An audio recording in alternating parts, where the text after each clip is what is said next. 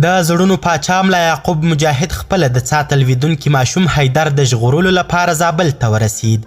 دا چې د ماشوم حالت څنګه دی، ډاکټران څه وایي او ملا یعقوب څه وکړل، بشپړ حال را سره همدغه روانه ویډیو کې وګورئ. سلامونه قدرمنو لیدونکو، زموږ مشال پریس چینل ته ښه راغلاست. په زابل کې څا ته د لویدلي ماشوم د ژغورلو لپاره هڅې دوام لري. د دفاع وزیر ملا یعقوب خپله سیمې ته رسېدلی. په زابل ولایت کې ژغورونکي هڅه کوي چې په شوکاک کلي کې هغه ماشوم له ژورې څا څخه راوباسي چې 2 ورځې وړاندې ورلوېدلی و. په شوکاک کلي کې د دغه ماشوم د رایستلو لپاره نن په داسې حالت کې د خلکو هلې ځلې روانې وې چې څه کم 2 اونۍ وړاندې په یوه بل څا کې د یوه بل ماشوم د ژغورلو هڅې ناکامې سوي وې او ماشوم مړ سوی و. په ټولنیزو رسنیو کې په خپرو سوو ویډیوګانو کې کلیوال او ځایي طالبان لیدل کیږي چې له څا څخه د حیدر په نوم د 9 کلن ماشوم د ایستلو لپاره هلې ځلې کوي. خو وروسته له 4-5 ساعتونو لا هم حیدر نه دی ژغورل سوی. اوس تازه ملا یعقوب مجاهد سیمې ته رسېدلی. د طالبانو د کابینې د روغتیا او نظامی برخې څو مسؤلین هم زابل او بیا د پیښې ځای ته رسېدلي.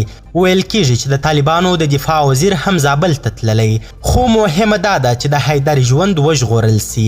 تازه معلومات دا دي چې د غرمې له 12 بجو وروسته حیدر بیا خبرې نه دي کړي، خو د کامرې په وسیله انځورونه او وضعیت ښیي چې حیدر لا ژوندی دی. سیمه او باوري سرچینې وایي چې حیدر ته د څا کیندلو کار نږدې سوی او شاوخوا 1 متر به پاتې وي چې حیدر وژغورل سي. په ورته وخت کې بیا یوه بله سرچینه وایي چې د خلکو او حیدر ترمنځ واټن 3 متره دی. که چیرې د طالبانو حکومت پر وخت اقدام کړی وای نو شونې وه چې هر څه اسانه سوي وای.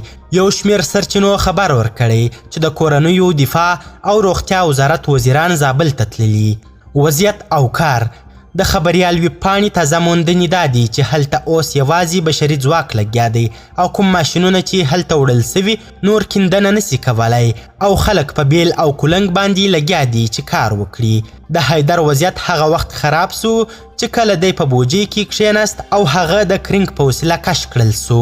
روغتیا پالان وایي چې حیدر خبرې نسي کولی او خوراک هم نه کوي، خو د اکسیجن لپاره یې هلته ماشین وړی دی. تازه څو شېبې وړاندې سیمه کې له کابله د راغلي پلاوي چورلکه کښته سوه.